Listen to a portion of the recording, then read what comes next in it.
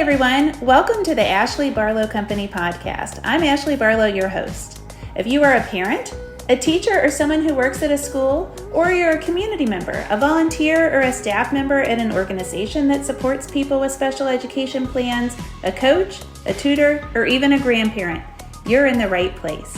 Sit back with an ice cold glass of lemonade, put on your walking shoes and grab some headphones, roll down the windows and cruise. Ready, set, go. Educate, advocate, collaborate.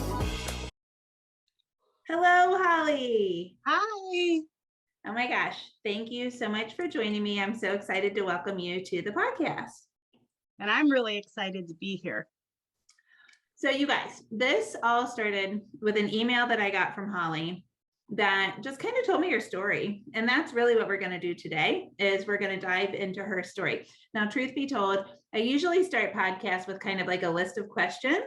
And Holly's email was so storytelling and so thorough and interesting that I was like, I'm not even going to send you any conversation starters. We're just going to chat. So I welcome you, my audience, into our living rooms to just kind of listen to Holly's story, Holly's journey. I am certain that whether you are a parent or a teacher or both, like Holly, that you can relate to the content of today's podcast. So Holly, why don't we start off and just let you give us a basic introduction of yourself? Sure. So my name's Holly Johnson, and I just finished my 20th year of teaching. And so I have taught integrated kindergarten. I've taught half-day and full-day kindergarten. And I have taught resource room, where we pull students out of the classroom. I have taught life skills, which is a self-contained program. I've done both at the same time because I work in a small district. So it just kind of depends on what is needed for the year. And so next year I'll be doing just the self-contained program, which I absolutely love. I have 2 kids and my husband who works really hard, and yeah, so excited to be here. And Holly, when you are teaching in the role of a special education teacher, whether a resource teacher or somebody that would more push in services or do pull out services, or in a self-contained classroom, what grade levels are you teaching? Kindergarten through 2nd grade. And I've been really fortunate. The school that I got hired in, that's where I've been this whole time, and I absolutely love it. So what year are you in your career? Just finished my 20th year. Oh my gosh, that's a long time. So I would have been finishing 22 if I were still in the classroom. And that is, well, first of all, I think it's funny. Teachers always know what year they're on, probably because of the retirement system. But it's like I have no idea how long I've been an attorney unless I do the math. And it's 16. And the only reason I know that is because one of my friends did a Facebook Live yesterday, one of my law school friends, and she said 16. And I was like, oh, good. Maybe I can remember it for a couple months. But teachers always know, exactly how long they've been in the classroom. So, and I mean, what a wonderful blessing to be able to get kids right at the beginning of their elementary school education, at least. That's probably a very rewarding job.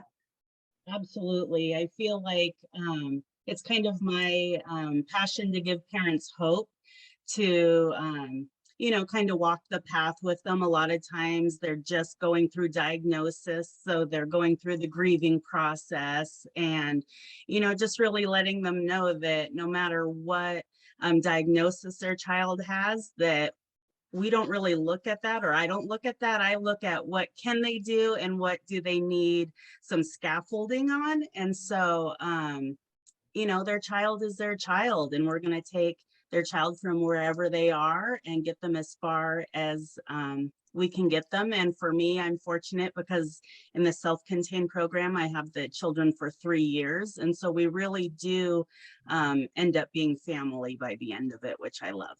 Yeah, that is really great to have that relationship, that long-lasting relationship. Jack had that in elementary school. He had the same teacher all the way through, his special educator. And at first I was like, oh gosh, how's this going to go? Because it can be also disastrous. And I mean, I'm still grieving the loss of that teacher-child relationship, which is now developing into something different because he's transitioning to a new school. So for us, that was a wonderful situation. So, okay, so for roadmap purposes, Yes. what we're going to kind of explore today is your experience as a teacher, you know, kind of your background as a teacher. And then we're going to talk about COVID learning and the impact of COVID learning on you as a teacher, you as a parent, you as a human. And then I'd like to kind of talk about how that led you to kind of shape your career as you are, let's say maybe midway or even on the downhill side of your career, and the choices that you've made. Because we'll go ahead and give the spoiler alert, you are exploring the future in special education advocacy and starting a business as an advocate, right? Absolutely. Okay, so we're going to start at the beginning and we're going to work our way through.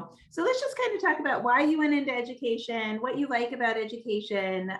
You know, Holly as a pre-COVID teacher. Yeah. So the funny thing about education is, you know, if you talk to anybody that knew me growing up, they would say she knew she always wanted to be a teacher. So that has just always been there for me. You know, childhood friends are like, oh, I remember playing school with you all the time, and, you know, those sorts of things. So I'm one that I like to play things safe. So it's like once I have a plan, I know that's what I want to do. And so went to school, and, you know, sometimes it takes more than the 4 years to get through the program. Not me. I'm like, nope, we're getting through it because I want to get out there and get teaching. And then special education came because I'm sure it's way different now, but at the time when I was going through my teaching program and looking for my endorsements, special education was the only program that offered classroom management and assessment courses. Oh, And interesting. so truly the reason that I started down the path of special education was because I just thought, well, what teacher doesn't need to know classroom management and assessment? And so that got me started, and knowing that students with special needs would be in my classroom. And so I just wanted to be ready for that as well.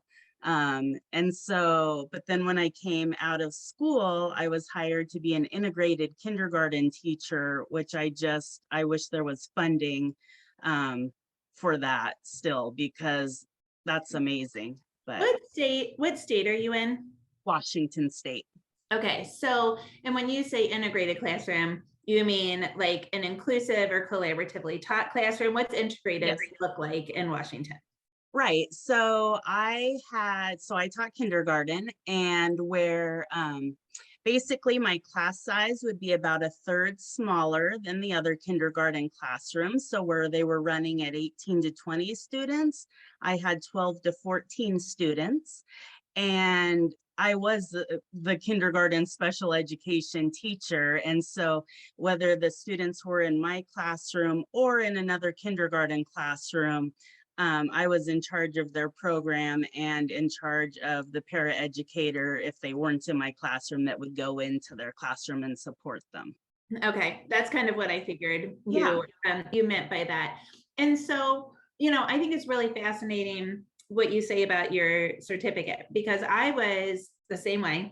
I grew up wanting to be a teacher, thought I was going to be a teacher all the time. I watched, even in law school, even when I decided I didn't want to be a teacher, I like critiqued the way that teachers were teaching and thought, oh, I could do this better, or that was a great idea. And I was, you know, I was intrigued by management because I thought, why do you have to teach management to people? Isn't that just kind of like innate to people? And now, of course, like we know so much about behavior strategies, but when I graduated from college in 2020, it was like, you know, management was something that was just kind of glossed over. But what I didn't actually think about was, I wonder if there's a place where I could learn more about like the human. I loved my educational psychology classes, and I think I only had to take 2, but maybe if I had also pursued a special education, I think we called them cohorts or some like that add-on. When I was in school, we called it something different. Maybe I would have enjoyed learning that more.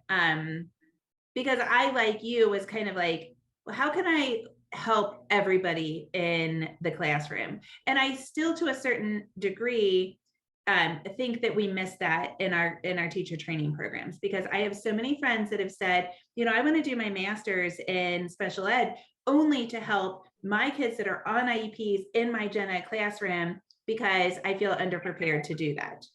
Absolutely. Yeah, that's cool. I mean, I think that's a really cool, a cool thing. So, okay, so you have kindergarten to second grade, which is kind of where my heart was when I was teaching. And things are just kind of rolling along. And then at some point, they asked you if you would teach a self-contained classroom for that grade level. Is that right? Yes. Okay. Well, actually, I got to choose because numbers were high enough that it was, do I want to do more of a pull-out program or self-contained? And I was really missing that family feeling of having my own classroom. Like, these are my kids. I'm in charge of them all the time, getting to help them through their careers. So, okay, got it, got it. And then let's talk about what happened when COVID started and kind of the stresses. Let's start with the stresses on you as a teacher. I mean, I think that first kind of 2 month stint when we went from middle of March and April and May of 2020, that was all just kind of like wacko. What was your school doing during that time? Were you teaching from home? Were you in school? What were you doing? right. So I was, when it first started, I just knew, wow, parents are going to just feel abandoned. And so right away, I just started I made a Facebook group for my students and just started doing like a daily story time, just so I could still be in their home. Again, my classroom has varying levels. And so just what is something that everybody could get? And it was just, okay, get me into their home and connecting with parents and what can I do to support you? And it was definitely more, of course, the academic, but more just knowing here are kids that they need the structure, they need the routine, and now things just abruptly ended for them. And the day that school was closing was the day we found out school was closing, and we thought it was going to be for 2 weeks, then 6 weeks, then, for the rest of the year. And Remember so, how naive we were? yeah. And so that day was just trying to, my principal did a great job having all the paras flood into the classroom so teachers could pull together whatever they could to send home with students, which was wonderful. But again, I have students that are close to grade level, but because of social emotional anxieties, different things that they're with me. And then I have students nonverbal that were truly working on the basic skills to get materials to everyone. I knew that I wasn't hitting everybody where they needed to be. So really connecting. And then it was, fortunately for me, the guidelines were a little bit different because I am the only self-contained teacher that's kindergarten through second grade in my district. So I kind of can make my own path through the trust that has been built with the administrator and I. And so just really working on pulling the materials and doing those one-on-one Zooms with students every day for those that would get online and do that. That's great. So you could focus on their specially designed instruction as opposed to the whole group instruction. Yes. Which hopefully they were getting some other place. But yeah, I mean, that's wonderful. And, I am always amazed at what special educators do. So you're a perfect example. It's kindergarten to second grade. You think, my God, like how hard can it be? But you've got 12 to 14 students that each have, between 2 and 12 goals. So you're monitoring. I mean, if you've got an average of 8 goals times 12 kids, I don't even know what 12 times 8 is, but you're not only monitoring progress on 12 times 8 goals. Hang on. 12 times 8. We're doing this on my watch in real time. Well, she says she's on it, but she's not on it because I'm talking. So you're not only monitoring progress on that many goals, but you are also, here, I'm doing it on my, it's 96 goals, and you might not have that many goals to monitor, but my God, like that is a lot. But then you have to give that heart of the IEP, the specially designed instruction to those.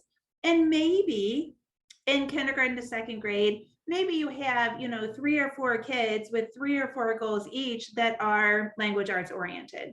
So maybe, and we're talking the average special education teacher, and I'm not making up your life. I'm going to give you an opportunity to talk about this in a second too. But like, let's say that you like Barton. Well, maybe you've got a couple kids that are, in books 1 through 4 of Barton.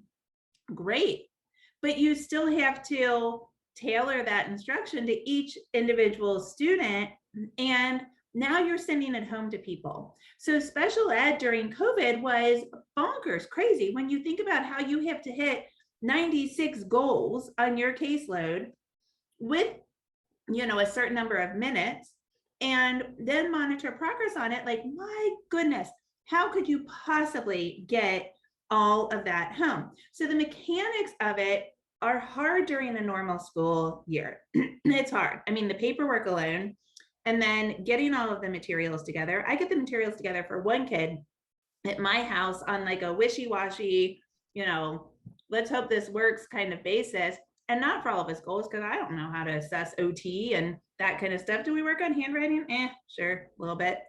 But, you have to do it for all of these children, right? So like, I empathize because I know how the mechanics are supposed to work, right? Do you want to talk about that for a second?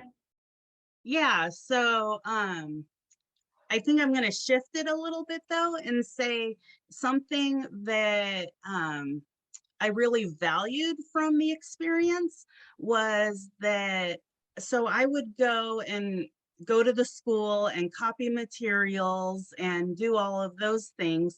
And about every 2 weeks, I would go do porch drop-offs. And I really valued that because, I got to see the kids through the window or talk to the parents, from my car or do those sorts of things. So it's like I got a glimpse into their world. But then on the opposite side, they got to see Mrs. Johnson, hot mess mama at home with her son, walking in the background, doing all of those things. And so I thought it kind of evened the playing field in that sense, that it's like parents got to really see, wow, she's a human and things go wrong there too. And I also really appreciated when I was Zooming, that it was a way for parents to really see, oh, this is how she does it at school, because they were right there. And so, that some of the teaching techniques, like they got to see it and were able to apply it at home too. So that part, I really am playing in my head, like, how can that little piece continue now that things are getting closer to normal? How can it? Because I saw that silver lining too. I took advantage of it in my own house. And I have so many clients that have taken advantage of it. But there's a lot of people with a bad attitude that say, now I see exactly how they aren't teaching and blah, blah, blah, blah. So how can we silver lining people continue to keep up that collaboration and that insight as to what's happening at home and what's happening at school? Because that is where the magic happens, right? Yeah, and I think a big part of that is, again, building those relationships, empathizing with families. And I mean, I feel like that's what I was trying to do. It's like, yes, your child needs their education, but how are you doing, mama? How are you? Is there anything do you just need to talk for a minute? Do you need, I would do just tell them Mrs. Johnson said, I mean, just those little things to help keep them going. Or, you know what, this is overwhelming and you're going to do the best you can. And you know what, we will push when we can push, and we'll get there. So Yeah. I mean, I can't tell you how many times my child's team saw me cry in the last 2 years. And prior to that, they saw me cry at one really colossally terrible IEP meeting that started it all off. And they thought it was like a big meanie pants, meanie pants.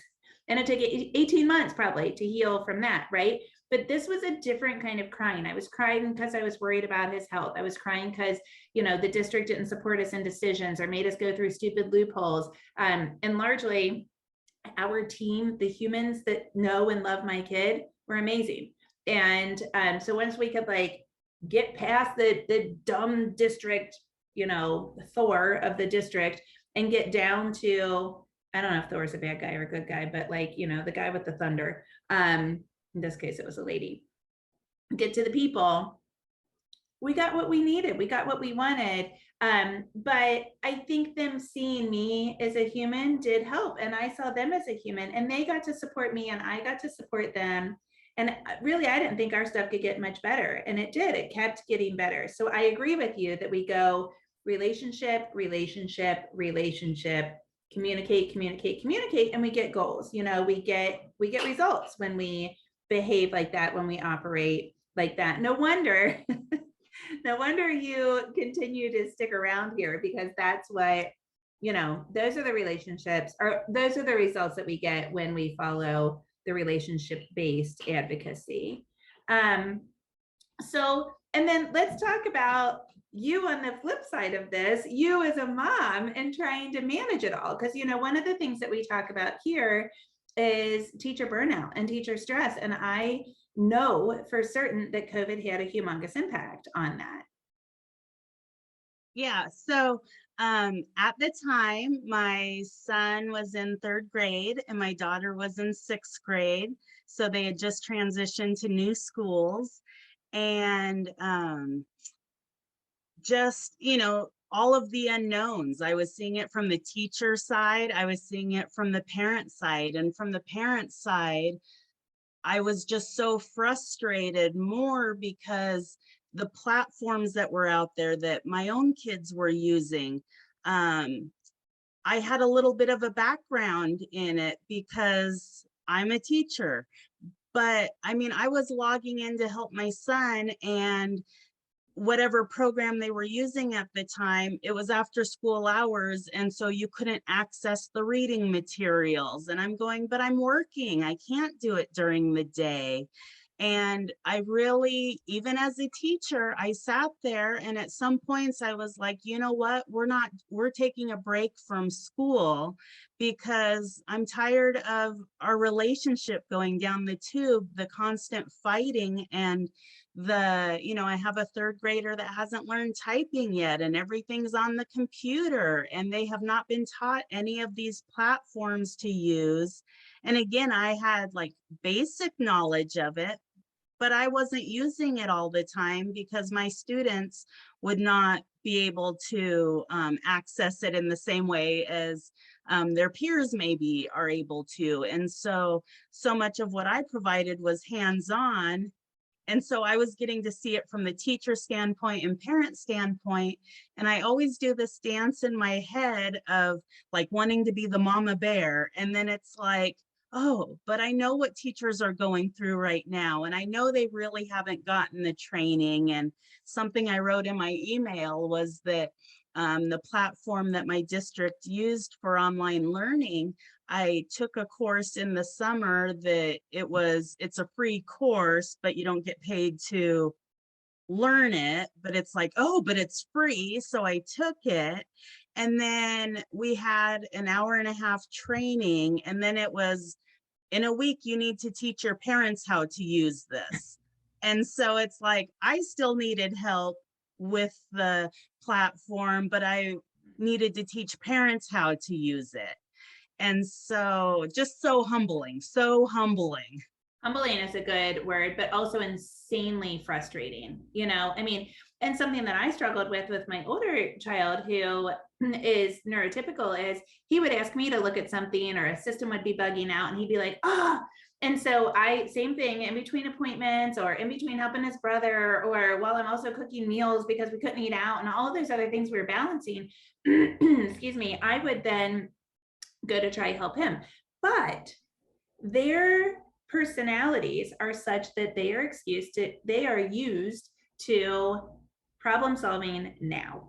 They are not patient people, especially with technology, because they've grown up with it. They know how to fix it.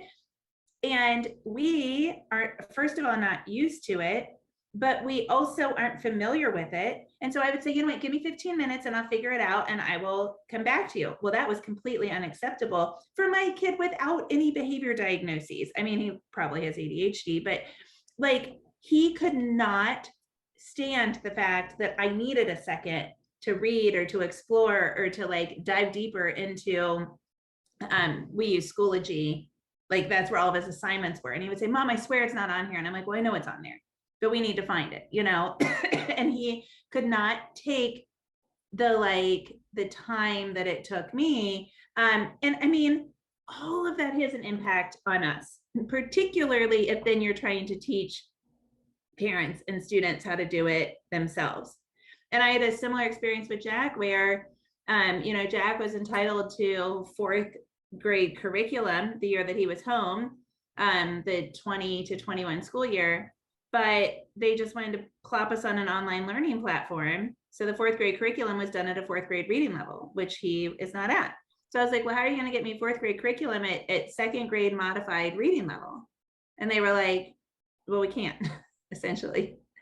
And so they said, here, we're going to give you access to the entire thing and you can pick and choose what you do with him. And I'm like, okay, well, now you've given me a double full-time job for one student. What are you going to pay me to develop a curriculum for my child? But at the same time, I didn't want to put that responsibility on a teacher. And it was dumb anyway.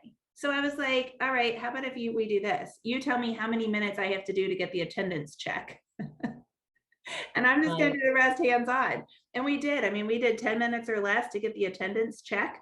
And then we did the stuff that I bought on Teachers Pay Teachers and that kind of stuff because, and I think the hard thing was to then shut off your emotions and say, and I can't worry about it anymore. And for you, that was hard because you were immersed in it with your own family and as a teacher professionally, right? Well, and can I say too that I would say COVID, the hardest thing for me was I had to really turn off social media. I really had to turn off because I think there was just so much frustration out there in the community. And it was 100% out of our control, 100% out of the parents' control. I've heard you talk about how administrators were rebuilding their schedules how many times. Well, it literally would change daily of what was expected, as it's like, oh, we're going into this longer than we expected. So we can't just check this box. Now we need to do this. And it was constantly changing. And so as a teacher who likes to be prepared, it's like, but I don't want to get too prepared. And then everything that I've worked on so hard goes out the window and I need to totally pivot again and go a different way.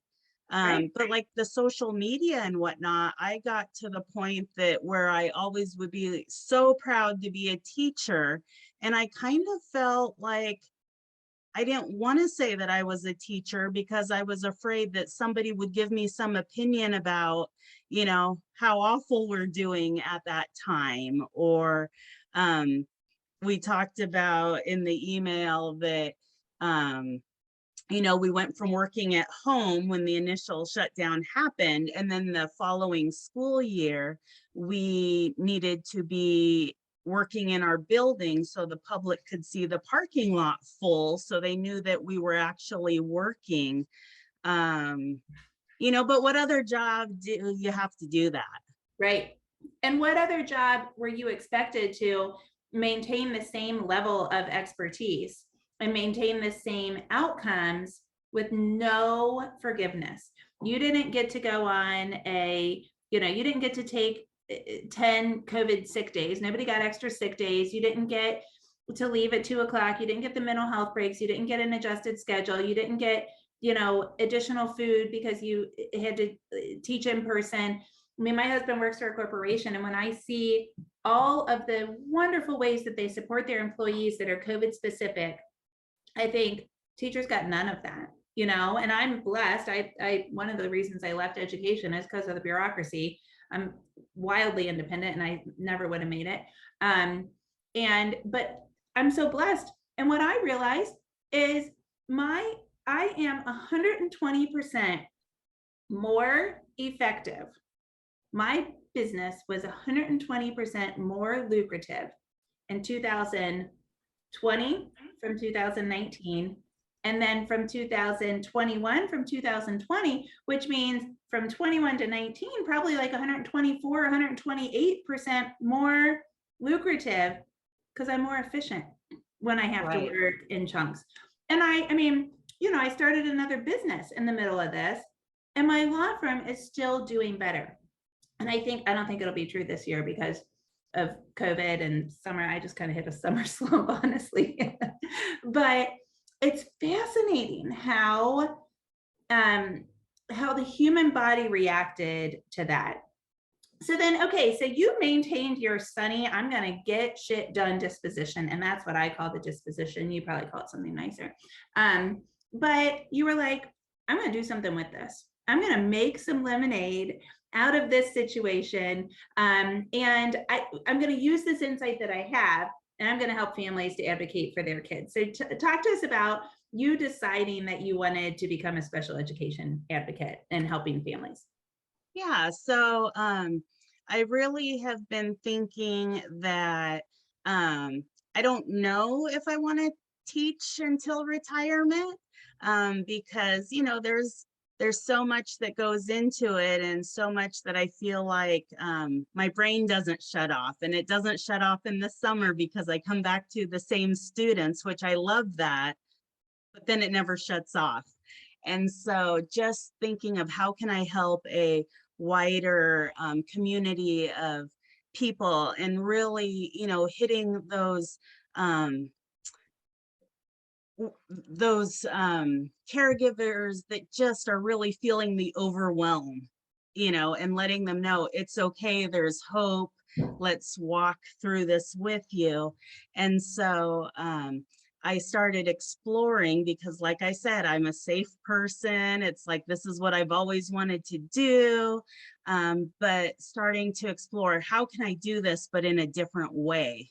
And so started researching. I signed up for ABC school, found your podcast, and just really trying to figure out, what can I do?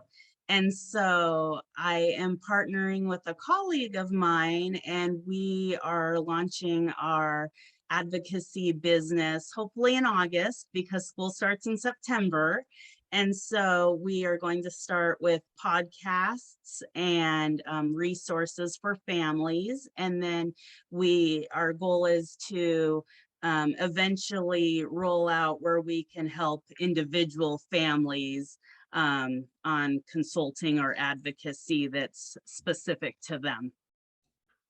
That is so exciting.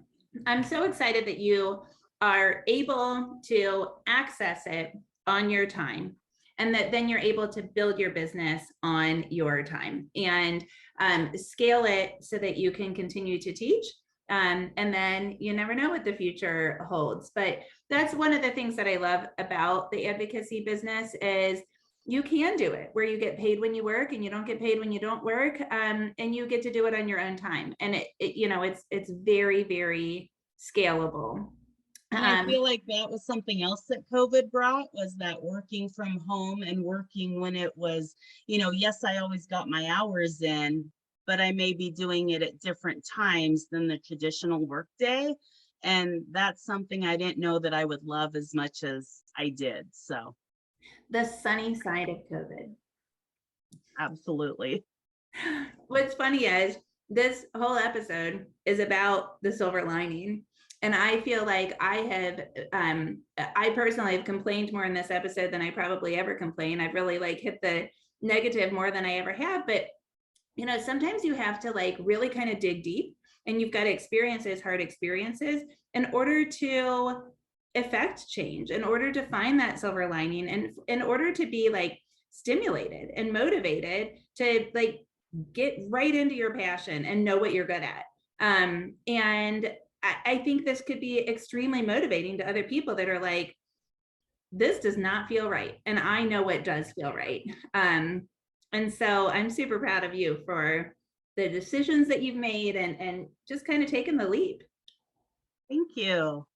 Yeah, I'm just really excited to get things going and see where this new path takes me. So, Yes. And I know that the business is in business development. But if you could, just for a second before we sign off here, talk about that B part of the ABC course. So the ABC is advocacy, business, and concepts in special education. So the A is the advocacy strategies. The B is the business development and business startup. And then the C is more specific concepts in special ed, like transitions or whatever, MDRs, very specific things that you may not get if you were to purchase the lab also. So, but talk to us, because you're a new businesswoman. yes. So talk to us about how that B part of the ABC course helped you to get your business off the ground. Well, I think it just you talking through things like the intake, or how, just kind of how you have things set up for your business. But I love, just like in special education, it's like you have to be flexible, you have to make it your own. Um, and so just really going through and seeing, okay, here's things that I haven't thought about yet. Again, like that intake process. And we're not there yet, that we want things that are kind of out there that are for everybody, and then kind of